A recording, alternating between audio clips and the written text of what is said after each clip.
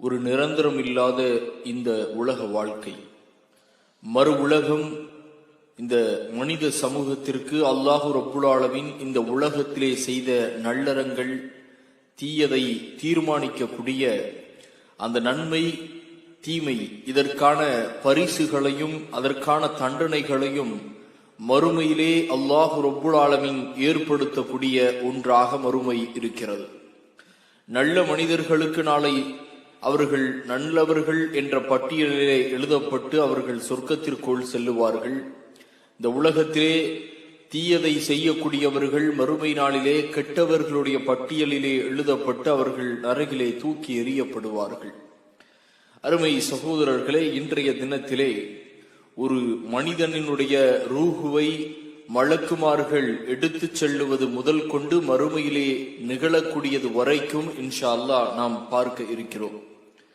அல்லாஹு ரப்புல் ஆலமீன் தன்னுடைய குர்ஆனிலே 6வது அத்தியாயம் 93வது வசனத்திலே கூறுகின்றான், அநியாயக்காரர்கள் மரணத்தின் வேதனைகளில் இருக்கும் போது நீர் பார்ப்பீரானால் வானவர்கள் அவர்களை நோக்கி தமது கைகளை விரிப்பார்கள்.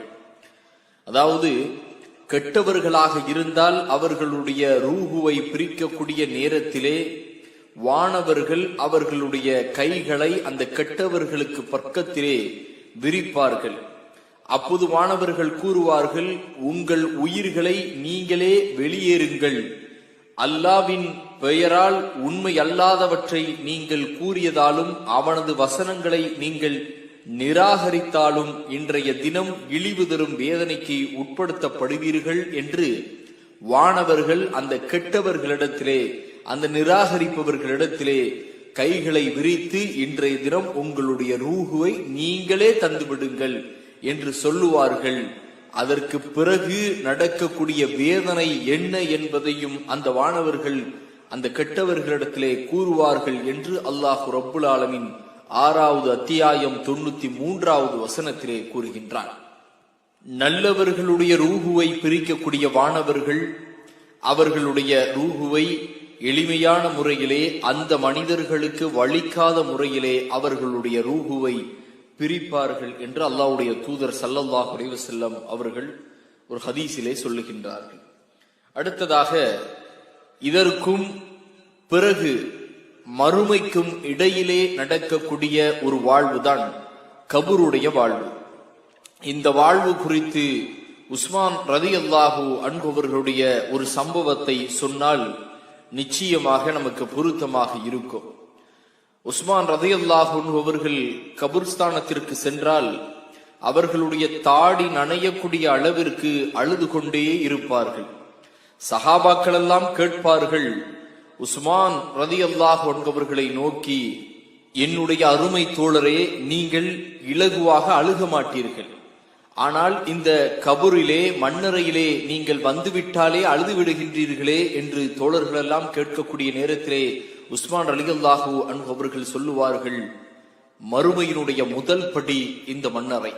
இந்த மண்ணறையிலே வெற்றி அடைந்து விட்டால் நாளை மறுமையிலேயும் நாம் வெற்றி அடைந்து விடுவோம். மண்ணறையை நினைத்து நான் அழுது கொண்டிருக்கிறேன் என்று உஸ்மான் ரலியல்லாஹு அன்ஹு அவர்கள் சொல்லுவார்கள்.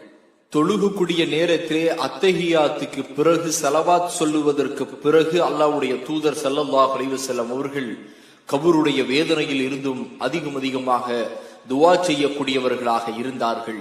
இதிலிருந்து நாம் தெரிந்து கொள்ளலாம் கபருடைய வாழ்க்கை என்பது எப்படிப்பட்ட ஒரு வாழ்வு என்பதை நாம் புரிந்து கொள்ள வேண்டும்.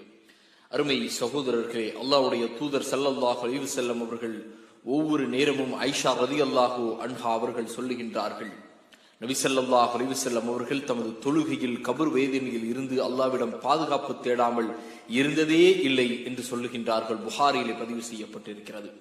மனிதர்களை கபரிலே அடக்கம் செய்ததற்கு பிறகு நடக்கக்கூடிய சம்பவத்தை திருமதியிலே பதிவு செய்யப்பட்டிருக்கிறது. அபூ ஹுரைரா ரலியல்லாஹு அன்ஹு அவர்கள் சொல்லுகின்றார்கள், அல்லாஹ்வுடைய தூதர் ஸல்லல்லாஹு அலைஹி வஸல்லம் அவர்கள் சொல்லுகின்றார்கள், மய்யித் அடக்கம் செய்யப்பட்டவுடன் நீல நிற கண்களுடைய 2 கருப்பு நிற மலக்குகள் அவனிடம் வருவார்கள்.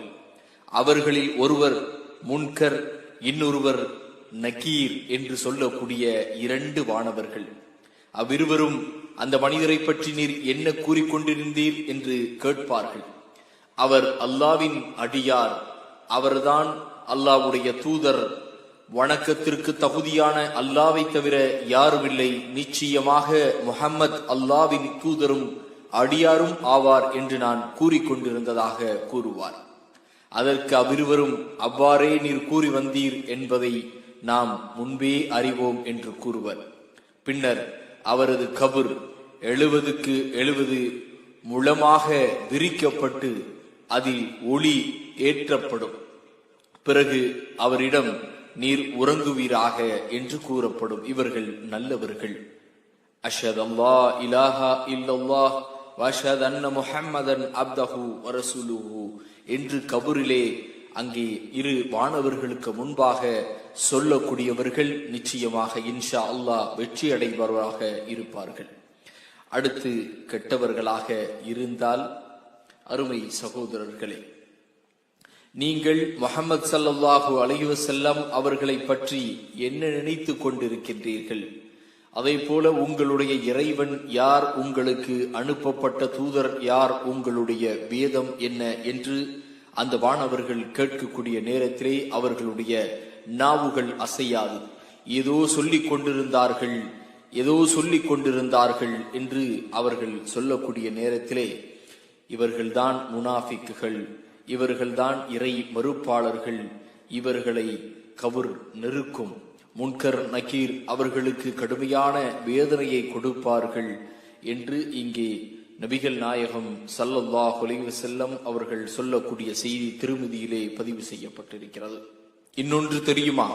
கபர் நெருங்கக்கூடிய நேரத்திலே அந்த கெட்டவர்களாக இருந்தால் அவருடைய வலதுபுறம் விழா எலும்பு இடதுபுறமும், இடதுபுறம் விழா எலும்பு வலதுபுறமும் ஒன்றோடு ஒன்று இடம் மாறிவிடும் என்பதையும் அல்லாஹ்வுடைய தூதர் ஸல்லல்லாஹு அலைஹி வஸல்லம் அவர்கள் சொல்லுகின்றார்கள். அருமை சகோதரர்களே, எப்படிப்பட்ட ஒரு வேதனை பாருங்கள். இதனால் தான் அல்லாஹ்வுடைய தூதர் ஸல்லல்லாஹு அலைஹி வஸல்லம் அவர்கள் ஒவ்வொரு தொழுகையிலையும் அல்லாஹ்விடத்திலே கபருடைய வேதனையில் இருந்து பாதுகாப்பு கேட்டார்கள். உஸ்மான் ரலியல்லாஹு அன்ஹு அவர்கள் அதனால் தான் கபரில் நின்று அழுது கொண்டிருந்தார்கள். கபர் மறுமையின் முதல் வீடு. இந்த மறுமையின் வீட்டில், முதல் வீட்டிலே நாம் வெற்றி அடைந்து விட்டால் மறுமையிலே நாம் வெற்றி அடையலாம் என்று நினைத்து தாடியெல்லாம் நனையக்கூடிய அளவிற்கு அழுது கொண்டிருந்தார்கள். அல்லாஹ்வுடைய தூதர் ஸல்லல்லாஹு அலைஹி வஸல்லம் அவர்கள் சொல்லுகின்றார்கள், நல்லவர்களாக இருந்தால் அவர்களுக்கு காலையிலும் மாலையிலும் நீங்கள் தங்கக்கூடிய சொர்க்கம் இதுதான் என்று எடுத்து காட்டப்படும். யாருக்கு? நல்லவர்களுக்கு கபரிலே. கெட்டவர்களாக இருந்தால் இதுதான் நீங்கள் தங்கக்கூடிய நரகம் என்று அவர்களுக்கு காலையிலும் மாலையிலும் காட்டப்படும். அந்த நரகத்தினுடைய புழுதிகள், வெப்ப காற்றுகள் அவருடைய கபருக்கு நிரப்பப்படும் என்று அல்லாஹ்வுடைய தூதர் ஸல்லல்லாஹு அலைஹி வஸல்லம் அவர்கள் சொல்லக்கூடிய செய்தி புகாரி, முஸ்லிம், திருமிதி ஆகிய நபிமொழி தொகுப்பிலே பதிவு செய்யப்பட்டிருக்கிறது. அருமை சகோதர சகோதரிகளே, அது மட்டுமல்ல, கபரில் முனாஃபிக் என்று சொல்லக்கூடிய இந்த சில நயவஞ்சகர்கள் இருக்கிறார்கள் அல்லவா, அவர்களுக்குள்ள வேதனையை சொல்லக்கூடிய நேரத்திலே இரும்பு சம்பட்டியால் கடுமையாக அடிக்கப்படுவான். அப்போது அவன் எழுப்பின்ற ஓசை, சப்தத்தை மனிதர்களை, ஜின்களை தவிர மற்ற அனைத்து உயிரினங்களும் செவிமடுக்கும். மனிதர்கள் அதை கேட்டால் மயங்கி விழுந்து விடுவார்கள் என்று அல்லாஹ்வுடைய தூதர் ஸல்லல்லாஹு அலைஹி வஸல்லம் அவர்கள் சொல்லுகின்றார்கள். ஆகவே நாம் இந்த உலகத்தில் வாழக்கூடிய நேரத்திலே மற்றவர்களுக்கு நன்மை செய்யக்கூடிய மக்களாக நாம் எல்லாம் இருக்க வேண்டும். அருமை சகோதரர்களே, சிறுநீர் கழித்துவிட்டு சுத்தம் செய்யாதவர்கள், புறம் பேசக்கூடியவர்கள், இந்த இருவருக்கு கடுமையான வேதனை எங்கே இருக்கிறது? கபரிலே இருக்கிறது என்று நபிகள் நாயகம் ஸல்லல்லாஹு அலைஹி வஸல்லம் அவர்கள் சொல்லி இருக்கின்றார்கள். ஆகவே இந்த இரண்டு பாவத்திலிருந்தும் தடுத்துக் கொள்ளுங்கள் உங்களை.